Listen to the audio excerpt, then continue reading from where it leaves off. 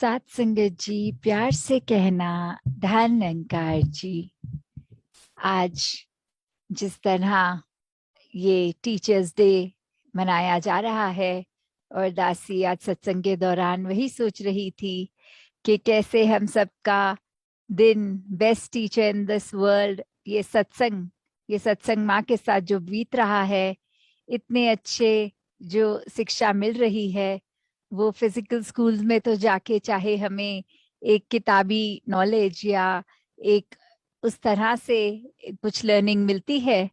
पर जब सत्संग में आते हैं तो वो स्पिरिचुअलिटी एक वैसा माध्यम जो हमारा, कि किस तरह हम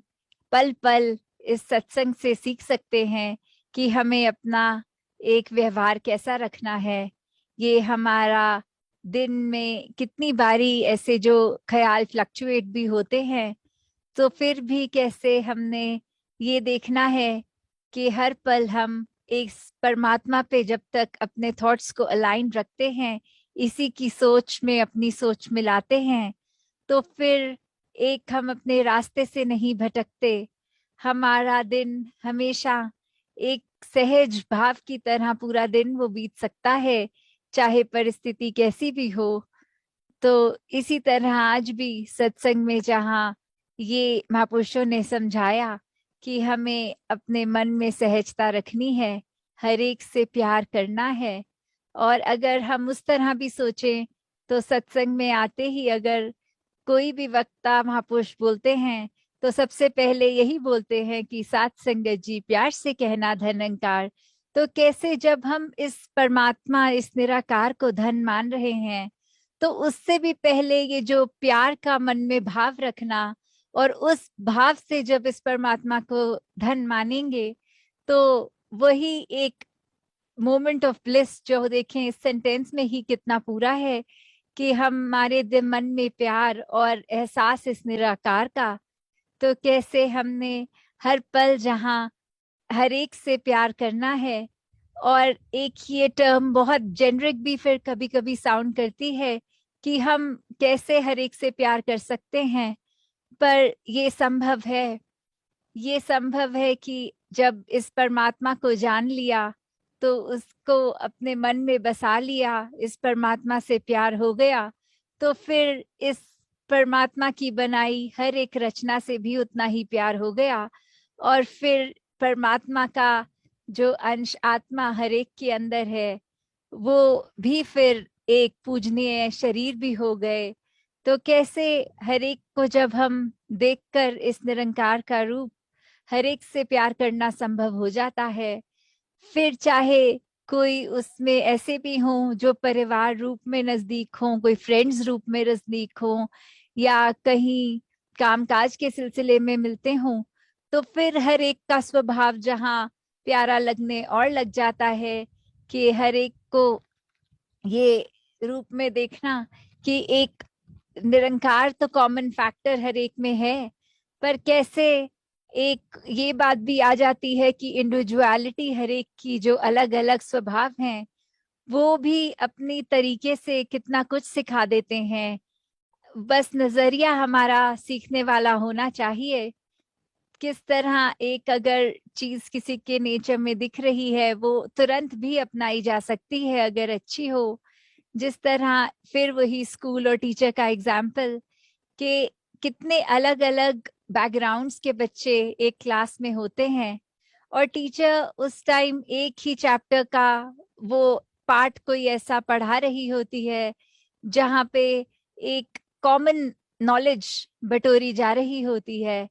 पर उसके बीच में ही अगर इंटरप्ट करके टीचर वो चीज बच्चों से पूछे कि हाँ, ये जो अभी पढ़ा है, इसका आप में से कौन बता सकता है कि इसका मतलब क्या होगा, और वो जो चंद हाथ खड़े होते हैं, उसमें से अगर तीन चार बच्चों की भी ओपिनियन लें, तो कैसे वो इंटरप्रिटेशन अलग अलग बता देते हैं। कोई अपनी लाइफ से बताएगा कि कैसे ये एक्सपीरियंस मिला हुआ है,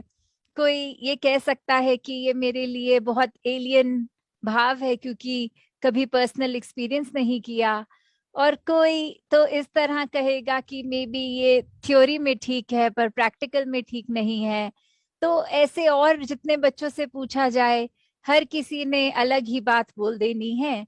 तो चाहे वो थॉट्स जो टीचर सारे स्टूडेंट्स के अंदर एक प्रोवोक करना चाह रही है, एक इंड्यूस करना चाह रही है थॉट, पर उसको जब तक वो एक बात ऐसी हो जो सब्जेक्टिव है, हर एक ने अपनी तरह अपनी सहूलत से ले लेनी है, तो कैसे एक जब वही बात आती है मैथ्स की या साइंस की, जो फैक्ट्स होते हैं जिस तरह होती है, तो फिर कोई भी बच्चा उसको गलत नहीं कह सकता, क्योंकि आगे वो साबित हो जाती है, वो प्रूफ एक उसका सामने निकल के आ जाता है। और फिर अगर बच्चों से पूछा जाए तो कॉमनली सब अग्री ही करेंगे। तो कैसे अगर हम ब्रह्म ज्ञान को ये the science of all sciences की तरह भी अगर ले, कि कितना ही लॉजिकल बात कि ये परमात्मा, ये ओरिजिन इसी से हर एक चीज का, और इसी के ही हम सब रचना, तो कैसे ये कादर और कुदरत, ये अगर हम आज भी देखते हैं तो साइंटिस्ट यही बात करते हैं कि काफी चीजें हैं जो साइंस भी अभी तक उसका एक सोल्यूशन, एक आंसर नहीं दे पाई। और फिर वो एक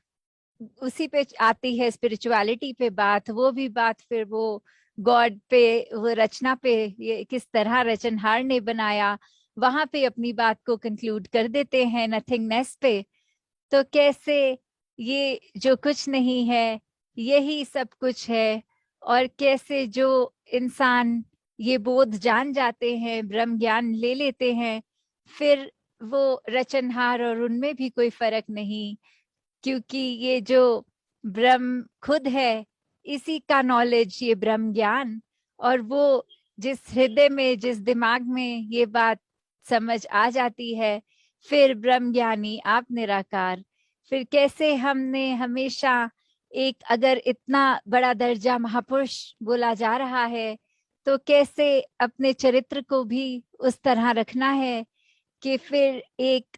अगर हम अपने किरदार के अंदर ही ये ब्रह्म ज्ञान बसा ले, ये निराकार बसा ले, तो फिर अगर कोई छोटी मोटी हमसे ऊंच नीच कोई गलती भी है, तो भी कैसे वो सेल्फ रियलाइजेशन उस बात की हो जाती है, और उसी पल या अपॉलजी निकलती है, या दिमाग में ख्याल आता है कि इसको रेक्टिफाई कैसे किया जाए। फिर उसी पल ये समझ आ जाता है कि अगर कोई व्यक्ति कुछ समझा रहे हैं, तो उसको अपनी ईगो पे नहीं लेना, कि वो कोई नीचा दिखाने के लिए नहीं, पर हमारे ही इम्प्रूवमेंट के लिए हमें हमारी खामी दिखाई जा रही है। तो फिर जब ये बात जान लेते हैं, तो बहुत पल पल एक अपना एक ब्रह्मज्ञानी पैर को ऐसे जमा कर हर पल पे चलता है, हर कदम इतना स्टेबल होके, इतनी स्ट्रेंथ से आगे बढ़ना होता है कि फिर हर कोई वो ही निशान जब बाद में भी देखता है, तो वो फुटपाथ फॉलो करने के लिए बहुत ही आसान हो जाते हैं। जैसे हम अपने मिशन में भी और युगों युगों से संतों की जब बात करते हैं, उनके जीवन की बात करते हैं, तो वही एक ख्याल आता है कि जिस रास्ते वो चले हैं, उनके ही पग चिन्हों पे हमें भी चलना है। तो फिर कैसे खुद ही जब एक हर एक में हमें ये ब्रह्म ज्ञान प्राप्त करने के बाद वो एक रिस्पॉन्सिबिलिटी भी है कि जो भी हम करेंगे वो इस रिप्रेजेंट मिशन को ही करेगा। तो क्या हम वैसा जीवन जी रहे हैं कि हम ब्रह्म ज्ञान प्राप्त करने के बाद भी ब्रह्म ज्ञानी कहलाने लायक हैं, या अभी भी वो सिर्फ एक बात, किसी कुछ पलों में जब ये ब्रह्म ज्ञान मिला तब तक तो टिकी थी, पर फिर मन से निकल गई है। तो उस बात को हम खुद ही देख लें कि हम कहाँ खड़े हैं। और अगर यदि हम चाहेंगे कि इस निराकार से हम अपने दिल से हमेशा जुड़े रहें, तो फिर एक बहुत ही सरल मार्ग, ये सेवा का, ये सिमरन का, ये सत्संग का, जो किसी भी परिस्थिति में किया जा सकता है, किसी भी पल किया जा सकता है। किसी एक ही महापुरुष से भी अगर बात कर रहे हो तो वो भी सत्संग है। किसी अगर व्यक्ति के साथ जब हम खड़े हैं और कोई लग रहा है कि इस समय ऐसा कार्य करना चाहिए, तो वो मन से निकली आवाज और वो कार्य, वो कर्म रूप होना, वो भी सेवा है। और फिर ये जब हम कर रहे हैं हर पल कुछ भी, तो फिर वो सिमरन भी, चाहे अल्फाज निकल रहे हो तू ही निराकार मैं तेरी शरण हाँ मैनू बख्श ले, या यहाँ